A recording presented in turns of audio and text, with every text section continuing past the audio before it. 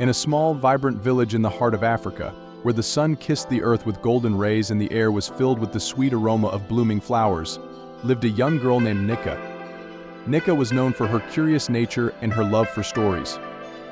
She lived with her parents and her beloved Aunty Efua, who had recently come to stay with them. Aunty Efua was a mysterious woman with a gentle smile and eyes that seemed to hold the secrets of the universe. She wore colorful, flowing dresses that danced with the wind, and her hair was always adorned with beautiful beads and feathers. There were whispers in the village that Aunty Efua was a witch, but not the kind of witch that brought fear and darkness. No, Aunty Efua was believed to be a witch of light and kindness. One evening, as the sun dipped below the horizon and painted the sky with hues of orange and pink, Aunty Efua called Nika to her side. They sat together under the ancient baobab tree, its branches stretching out like protective arms. "Nika, my dear Aunty Efua began, her voice as soothing as a lullaby, I have a secret to share with you." Nika's eyes sparkled with excitement. She leaned in closer, eager to hear the secret. "I am a witch," Aunty Efua said softly, "but not the kind of witch you read about in scary stories. I am a witch who uses her powers for good to help those in need and to bring happiness to the world." Nika's eyes widened in wonder. "Can you show me some of your magic, Aunty Efua?" With a twinkle in her eye, Aunty Efua nodded. She reached into her woven basket and pulled out a small, intricately carved wooden box. She opened the box to reveal a collection of shimmering stones, each one glowing with a different color. "These are my magical stones," Aunty Efua explained. "Each one has a special power." Aunty Efua picked up a blue stone and held it in her palm. "This stone," she said, "has the power to make people smile." She closed her eyes and whispered a few words, and the stone began to glow even brighter. Nika felt a warm, happy feeling spread through her chest, and she couldn't help but smile. "Wow," and Nika exclaimed. "That's amazing, Aunty Efua. Can I try?" Aunty Efua handed Nika a green stone. "This one helps plants grow," she said. "Hold it close to your heart and think about a plant you want to help." Nika held the stone tightly and closed her eyes. She thought about the small garden behind their house, where her mother grew vegetables. When she opened her eyes, the stone was glowing brightly, and she felt a surge of energy. The next morning, when Nika checked the garden, she saw that the plants had grown taller and looked healthier than ever before. Days turned into weeks, and Nika spent every moment she could with Aunty Efua, learning about her magical stones and the different ways they could be used to help others. Aunty Efua taught her how to listen to the wind, how to speak to animals, and how to find beauty in the simplest things. One day, as they were sitting under the baobab tree, Nika asked, "Aunty Efua, why do you help people?" Aunty Efua smiled and gently took Nika's hand. "Because, my dear, the world is a better place when we show kindness and love.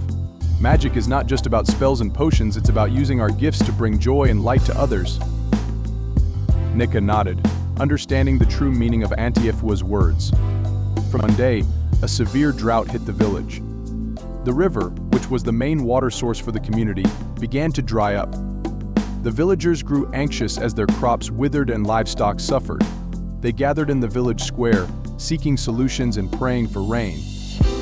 Nika and Aunty Efua watched the despairing faces of their neighbors, feeling their pain deeply.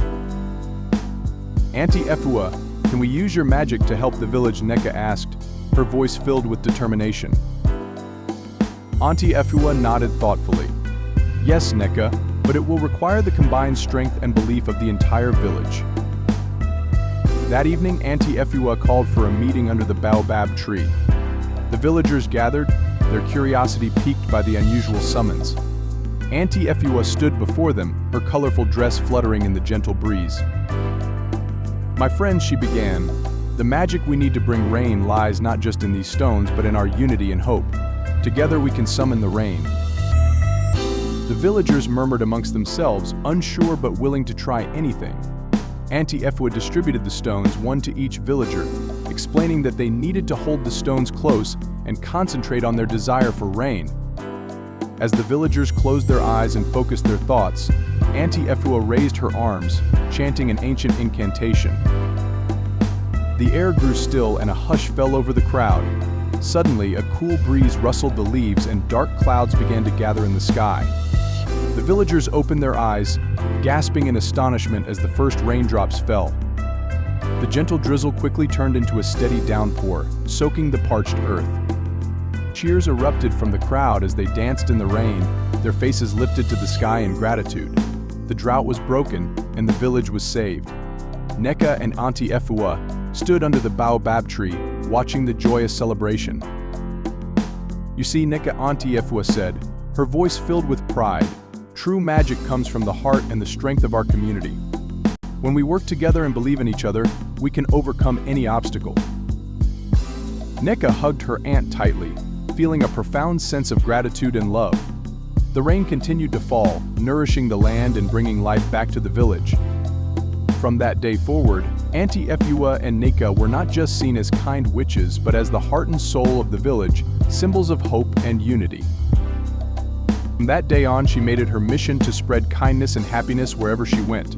She used the knowledge and wisdom Aunty Efua had shared with her to help her friends, family, and even strangers in the village. The villagers soon noticed the change in Nneka. They saw how she always had a smile on her face, and how she went out of her way to help others. They began to see Aunty Efua in a different light as well. No longer did they whisper about her being a witch. Instead, they spoke of her as a wise and kind woman who had brought joy to their village. Years passed, and Nneka grew up to be a wise and compassionate woman, just like her Aunty Efua. She continued to use the magical stones and the lessons she had learned to make the world a better place. And whenever she felt the need for guidance or comfort, she would sit under the ancient baobab tree, feeling the presence of her beloved aunt. Aunty Efua's legacy lived on in Nneka, and in the hearts of everyone she had touched. The village thrived, filled with love, kindness, and a little bit of magic. And Nneka knew that as long as she continued to spread light and joy, her aunt's spirit would always be with her.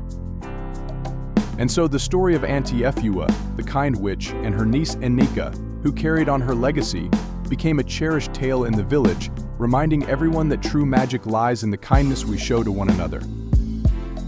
Thank you for watching. If you enjoyed this heartwarming folktale, please give it a thumbs up and share it with your friends and family.